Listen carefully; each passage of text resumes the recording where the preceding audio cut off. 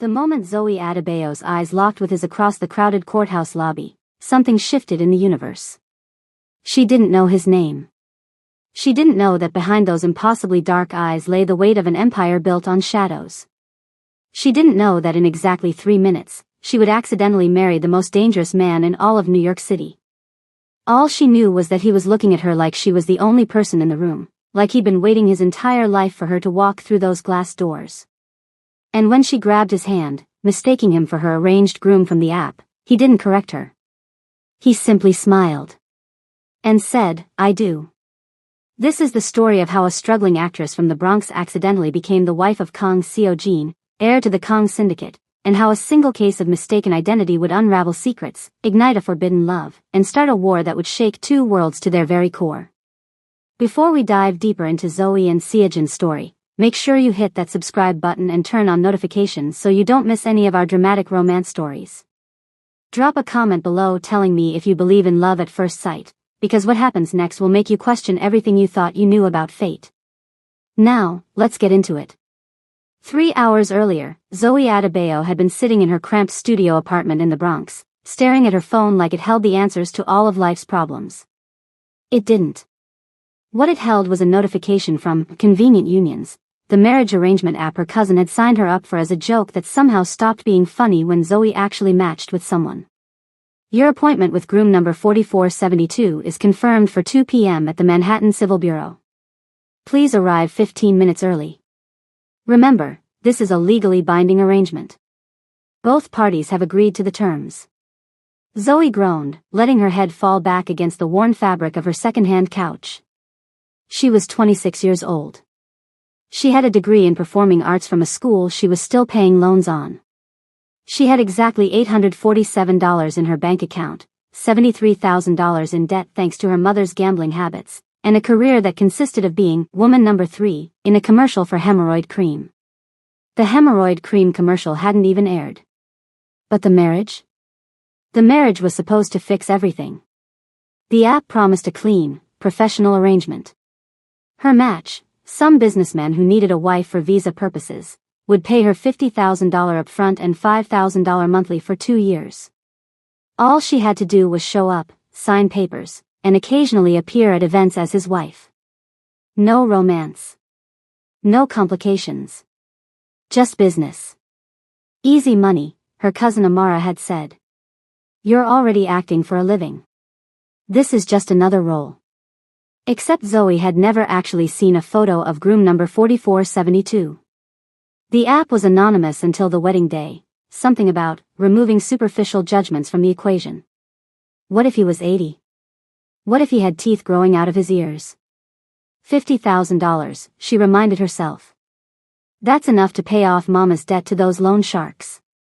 That's enough to keep them from showing up at your door again. She'd still had bruises from the last time they'd reminded her about the money. So Zoe had done what she always did, she'd put on her armor. Her best dress. Her grandmother's gold earrings. Her confidence, even when it was stitched together with hope and desperation. And she'd walked into that courthouse ready to marry a stranger. The Manhattan Civil Bureau was chaos that afternoon. 3 different wedding parties were scheduled for the same time slot, and the lobby looked like someone had thrown a grenade into a bridal magazine.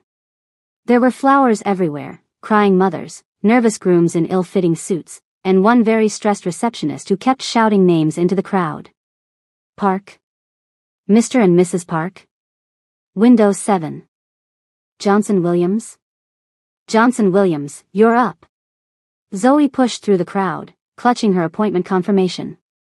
She was looking for a man holding a blue folder. That was the signal they'd agreed on through the app. Blue folder. Professional suit. Meeting point, the bench near the water fountain. She spotted him immediately. He was standing near the fountain, and Zoe's breath actually caught in her throat.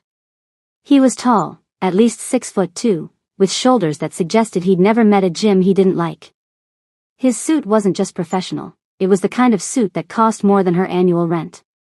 Perfectly tailored, midnight black, with subtle stitching that probably had a designer name she couldn't pronounce. His face was sharp, high cheekbones, a jaw that could cut glass, and lips that looked like they rarely smiled but would be devastating when they did. And he was holding a blue folder. That's him? Zoe thought, her heart doing something completely unprofessional. That's groom number 4472. The universe clearly owed her one, because there was no way she was this lucky. She smoothed down her dress, a deep emerald green that her roommates said made her brown skin glow, and approached him with as much confidence as she could muster. Hi, she said, extending her hand. I'm Zoe. You're 2 o'clock. The man turned. And the moment their eyes met, something strange happened. His expression, previously distant, almost bored, shifted. Something flickered behind those dark eyes. Surprise, maybe. Or something deeper. Something that made Zoe's pulse stutter. He didn't shake her hand. Instead, he stared at her like he was seeing color for the first time. He paused, and Zoe noticed his voice was deep, accented slightly in a way that made her spine tingle. Yes. Of course. 2 o'clock. He took her hand then, but instead of shaking it, he simply held it. His palm was warm, his grip firm but gentle. He held on for exactly 3 seconds too long. You're not what I expected, he said quietly. Zoe raised an eyebrow. Is that a problem? The corner of his mouth twitched. No. Not at all. Something about the way he said it made her feel like she'd just passed a test she didn't know she was taking. Great, she said, pulling her hand back before she did something embarrassing. Then let's get married. The ceremony was quick. Too quick, Zoe realized later, when she had time to think about it. The officiant barely looked at them, rushing through the vows like he was trying to catch a train. There was no romantic music, no flowers, no teary-eyed family members. Just her, this absurdly handsome stranger, and a piece of paper that would change her life forever. Do you, Zoe Adebayo, take this man to be your lawfully wedded husband? I do. And do you? The officiant squinted at the paper in front of him. Kang Seo-jin, take this woman to be your lawfully wedded wife? The man, Kang Seo-jin, apparently, looked at her. And smiled. It was a real smile, not the polished, practiced kind. It reached his eyes, softening the sharpness of his features, making him look almost boyish for a moment. I do, he said.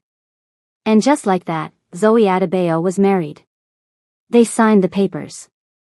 They received their certificate. They walked out of the courthouse together into the pale afternoon sunlight. And then Zoe's phone rang. She glanced at the screen and frowned. It was the app, Convenient Unions. Hold on, she told Seo-jin, answering the call. Hello? Ms. Adebayo? A flustered voice came through. This is Michael from Convenient Unions. We're so sorry, but there's been a terrible mix-up. Your groom, Mr. Park Jung-go, has been waiting at the wrong bureau location. He's in Brooklyn. We're trying to reschedule. Zoe's blood went cold. What do you mean my groom is in Brooklyn? Mr. Park Jung-go. Your match. He's. Then who? Zoe slowly turned to look at the man standing beside her. The man she had just married. The man who was watching her with an unreadable expression on his face. Who did I just marry?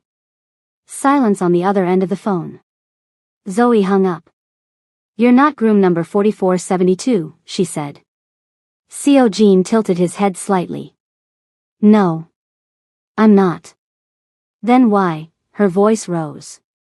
Why did you let me marry you?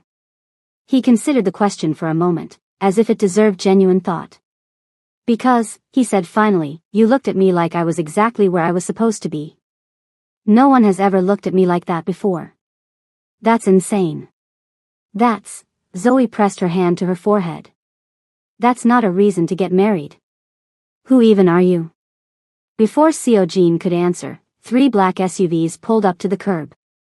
Men in suits emerged, 7 of them, all built like they'd been constructed in a laboratory designed to produce nightmares. They moved in perfect synchronization, forming a protective perimeter around Seo-jin without a word. One of them, older, with a scar running down his left cheek, approached and bowed deeply. Young master, he said. Your mother has called an emergency meeting. The Park family is displeased. Seojin's expression didn't change. I'm sure they are. Young master. Zoe repeated, her voice climbing an octave. Emergency meeting? Park family? She stepped back. Who are you? Seojin looked at her for a long moment. Then he reached into his jacket and pulled out a business card. It was black. Heavy cardstock. Embossed gold lettering. Kang Seojin. CEO, Kang Holdings International. Heir, Kang Syndicate. Zoe stared at the card. Then she stared at him. Kang Syndicate, she said flatly. As in the Kang Syndicate. The family that controls half of Manhattan's underground? Legitimate businesses, Seojin corrected smoothly. Import-export. Real estate. Entertainment ventures. He paused. The other things are rumors. I just married the mafia. Allegedly. Oh my God. Zoe pressed both hands to her face. Oh my God, I just married the Korean Mafia. My mama was right. I am going to die alone and stupid. She started walking away. Zoe. She kept walking. Zoe. His hand caught her wrist, gentle, not demanding. Just enough to stop her. She turned, ready to unleash every curse word her grandmother had taught her, but the words died in her throat. He was looking at her again. That same look from the courthouse. Like she was important. Like she mattered. I know this isn't what you planned, he said quietly. It isn't what I planned either. But perhaps it could still work. Work? She laughed, but there was no humor in it. How could this possibly work? I need a wife, he said simply. Not for a visa. For protection. There are people who want to control me through marriage, families who would use a wife as leverage. If I'm already married. He let the implication hang. And what do I get out of this? Everything you came here for. Money. Protection. A way out of whatever trouble is chasing you. He looked at her steadily.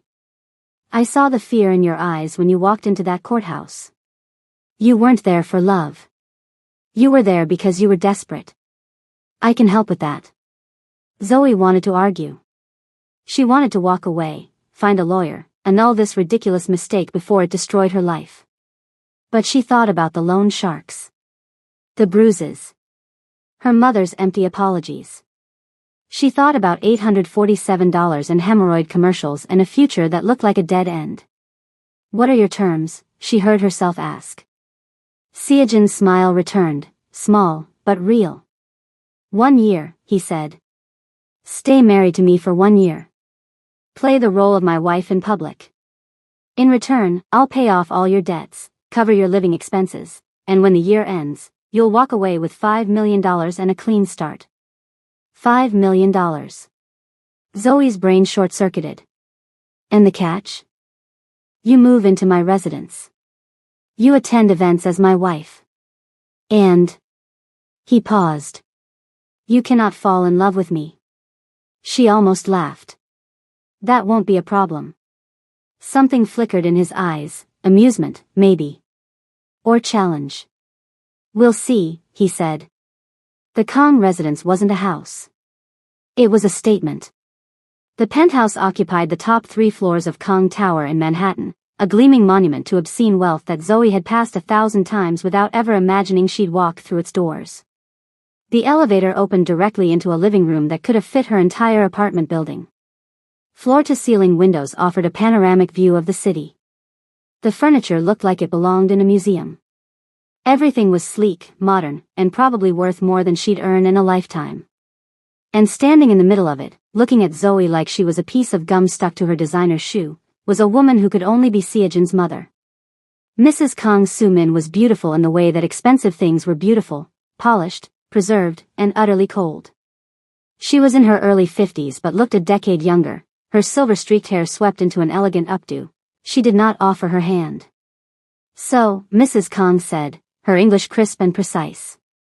This is the girl you chose to embarrass our family with.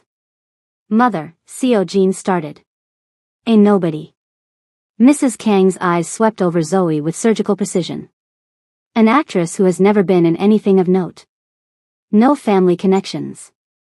No wealth. No pedigree. Her lip curled slightly. And black, no less. Do you know what the Park family is saying? Do you know what you've done to the merger? Zoe felt each word like a slap. But she'd grown up in the Bronx.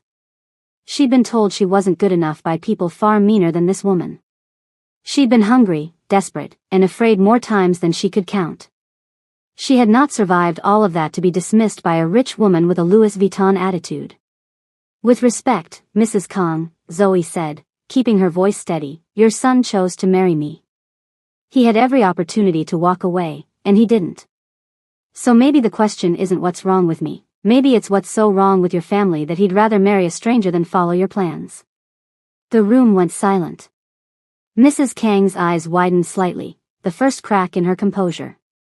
Behind Zoe, she heard Seo-jin make a sound that might have been a laugh. She's right, mother, he said, stepping forward to stand beside Zoe. I made this choice. The Park merger was never going to happen on their terms. They wanted control of the syndicate, not an alliance. Yuna Park was never going to be my wife. Yuna Park is from one of the most powerful families in Korea. Mrs. Kang's composure finally shattered. She is elegant, educated, appropriate. And she reports everything to her father, Seo-jin cut in coldly. Did you think I didn't know? Every dinner, every meeting, every conversation, she's been feeding them information for months. They weren't looking for a daughter-in-law. They were looking for a spy. Mrs. Kang's face paled. The Kang syndicate's next heir will not be controlled by anyone, Seo-jin continued. Least of all the Parks. This marriage, he gestured to Zoe, is my solution. Zoe has no connections to our world, no loyalty to any family. She's exactly what I need. A pawn, Mrs. Kang spat. That's all she is to you. Seo-jin's jaw tightened. A partner. For now, at least. He looked at Zoe, and for a moment, something softer flickered in his eyes. Come, he said. I'll show you to your room. Her room was bigger than her entire apartment. Zoe stood in the doorway, trying to process the king-sized bed, the walk-in closet, the private bathroom with a bathtub she could swim in. This is mine. For the duration of our arrangement, Seo-jin confirmed. My room is across the hall. We will not share, I want you to feel safe here. Zoe turned to look at him. Why are you being so decent about this? He considered the question. Because I understand desperation. I understand doing whatever it takes to survive. He paused. You grabbed my hand in that courthouse like it was the only thing keeping you from drowning. That kind of courage deserves respect, not cruelty. Something in Zoe's chest tightened. The money, she said, changing the subject before she did something stupid like feel something. You mentioned paying off my debts. My assistant will have a check ready tomorrow.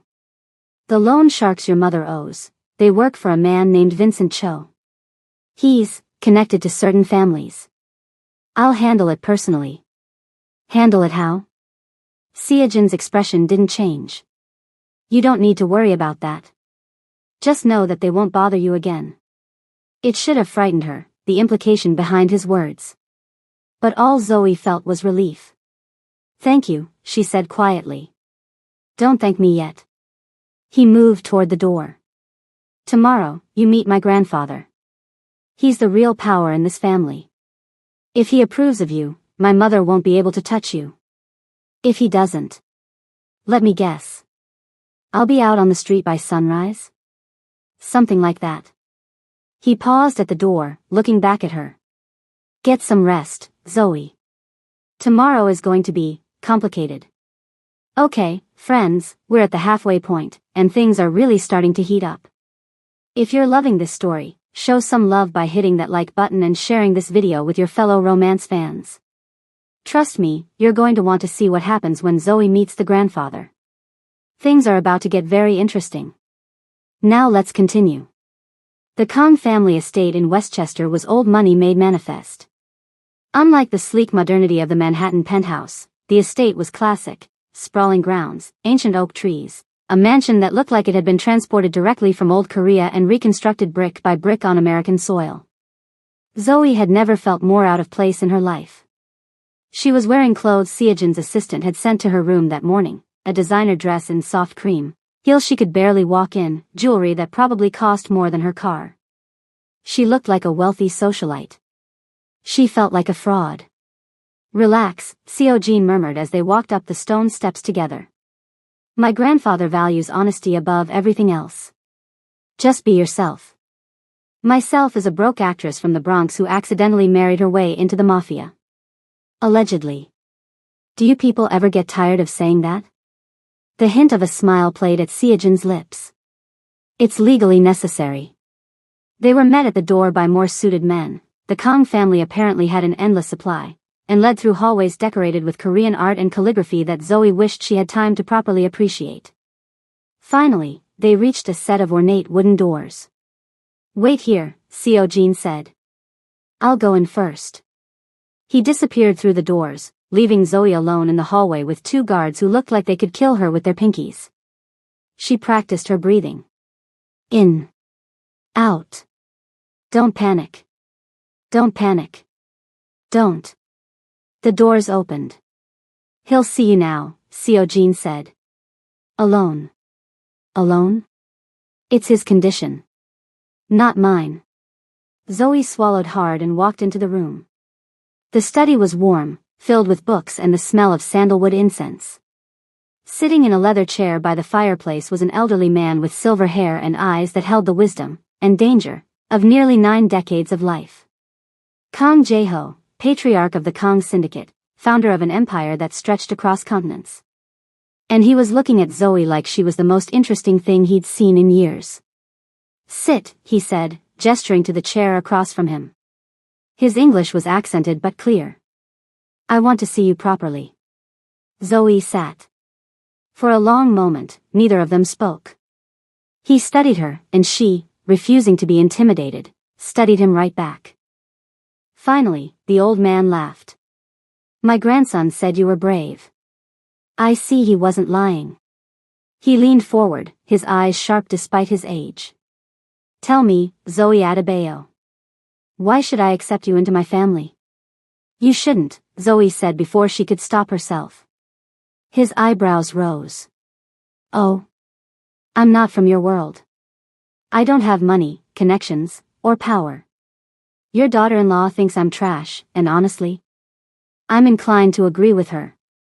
She took a breath. "But I'm also not a liar. I'm not a spy. And I'm not going to pretend to be something I'm not just to impress you. So if you want a perfect daughter-in-law who'll smile and nod and stab you in the back when you're not looking, I'm not your girl. But if you want someone who'll be honest with you, who'll protect what's hers, and who doesn't scare easily." She shrugged. "Here I am." Silence. Then, slowly, Kang Jae-ho smiled. "You remind me of my wife," he said quietly. "She was a market seller when I met her. No family, no money. Everyone told me I was a fool to marry her." His eyes went distant with memory. "She was the wisest decision I ever made. She built this family right alongside me. The strength of her heart was worth more than any dowry." He reached beside his chair and produced a wooden box, aged and worn. This belonged to her. He opened it, revealing a necklace unlike anything Zoe had ever seen. A pendant of jade and gold, intricate and clearly ancient, glowing softly in the firelight. "This necklace has been in our family for 5 generations, Jae-ho continued. "It goes to the true wife of the heir. Not the political match. Not the convenient choice. The true one." He held it out to her. "I'm giving it to you." Zoe's hands trembled as she took it. "Sir, I can't accept this. Seojin and we're not, this isn't real?" The old man's eyes twinkled. "Perhaps not yet. But I've watched my grandson for 30 years. I've never seen him look at anyone the way he looked at you when he walked through those doors." He leaned back in his chair. "Something brought you together, Zoe Adebayo. Fate, accident, divine intervention, I don't know what.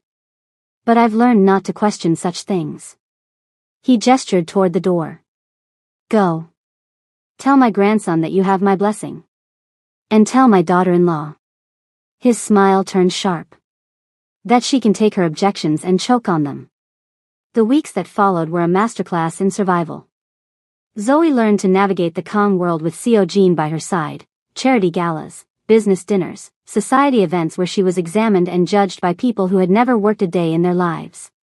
She learned which forks to use, which families to smile at, which topics were safe and which would start wars. And slowly, carefully, she learned about Kong Seo Jin himself. He was not what she expected.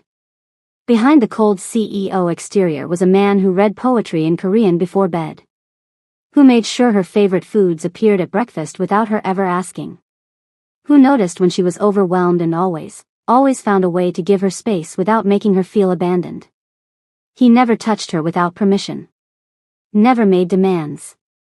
Never made her feel like the transaction they'd agreed upon.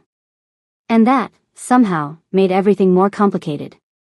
Because Zoe was starting to feel things she had no business feeling. The confrontation came 2 months into their arrangement.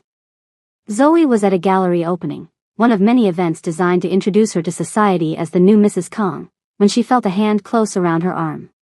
So you're the one. Zoe turned to face a woman so beautiful it almost hurt to look at her. Long black hair, porcelain skin, features that belonged on magazine covers. Yuna Park. Seojin's former fiancé. The gold digger who stole my position, Yuna continued, her smile razor sharp. I have to admit, I'm impressed. Most whores at least try to be subtle. Zoe's spine stiffened. I'm sorry, do I know you? You know exactly who I am. Yuna stepped closer, her voice dropping to a whisper. And I want you to know something. Seo Jin is mine. He was always supposed to be mine. This little game you're playing?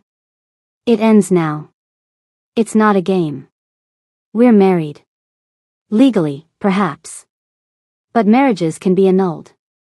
Accidents can happen. People can. Yuna tilted her head, her smile widening. Disappear. The threat hung in the air between them. Is that a threat? Zoe asked, keeping her voice steady even as her heart raced. It's a promise. Yuna patted her cheek condescendingly. Enjoy your borrowed time, little actress. It won't last.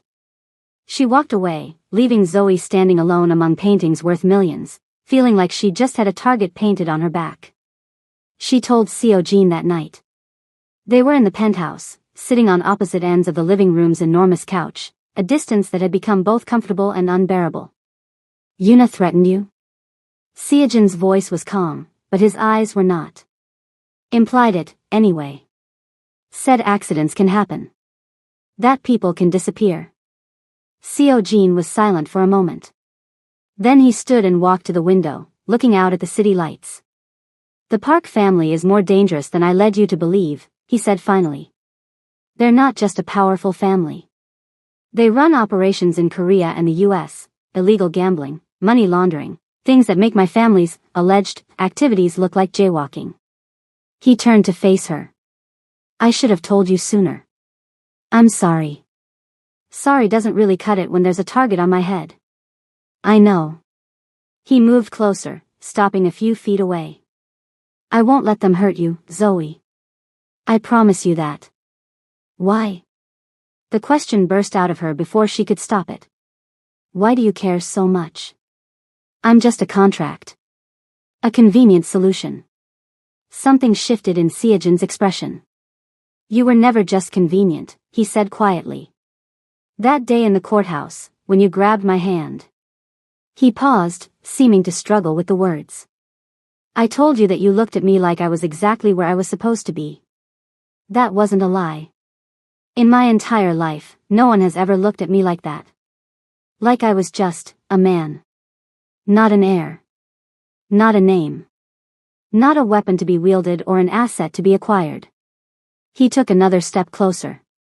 You saw me. Just me. And I. He exhaled slowly. I fell for you in that moment, Zoe. Before I even knew your name. Zoe's breath caught. Jean. You don't have to say anything. I know the terms of our agreement.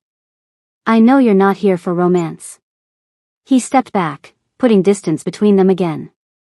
But I want you to know the truth. Whatever happens, whatever you decide when this year is over, I want you to know that you were never just a contract to me. He walked toward his bedroom, leaving her alone with words that changed everything. The call came at 3 a.m. Zoe's phone blasted her from sleep, and she answered with fumbling fingers to hear a voice she hadn't heard in months.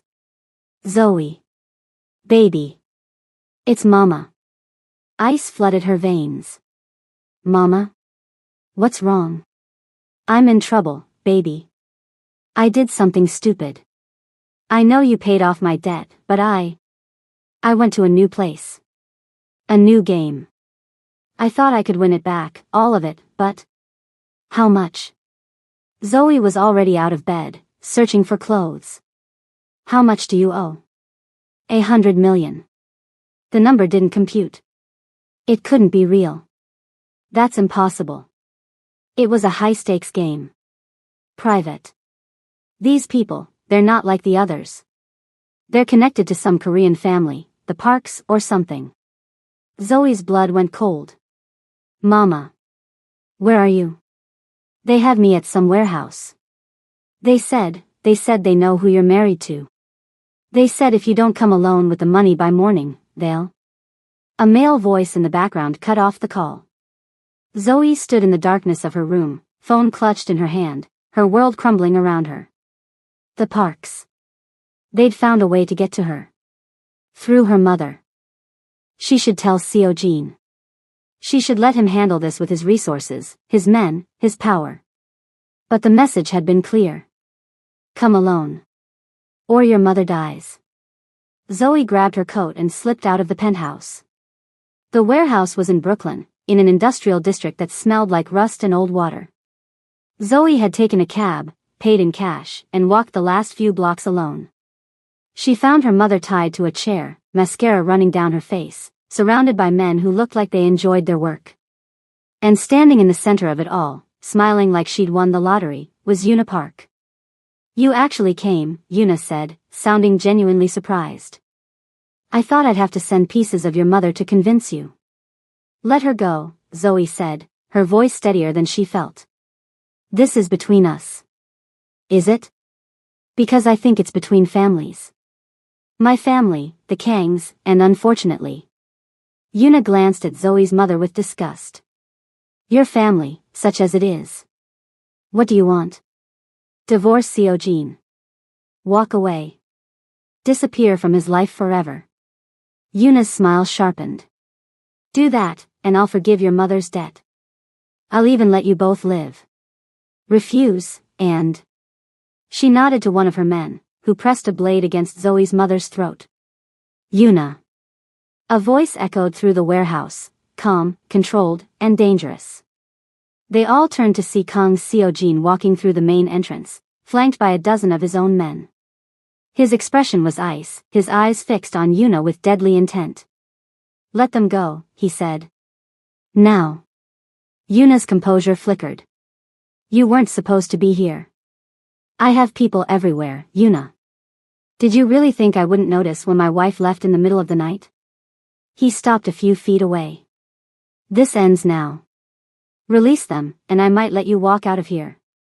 You don't give orders to me, Seo-jin. The Park family. The Park family is currently being investigated by the FBI, Seo-jin cut in coldly. Your father's illegal gambling operations, your brother's money laundering schemes, all of it. By morning, the Park empire will be in ruins. He smiled, but there was no warmth in it. Did you really think you could threaten what's mine and face no consequences? For the first time, fear flickered across Yuna's face. My men have this warehouse surrounded, Seo-jin continued. Your people are outnumbered. And I have documented evidence of your involvement in illegal gambling operations that will send you to prison for decades. He tilted his head. So. Do we do this the easy way, or the hard way? A long moment passed.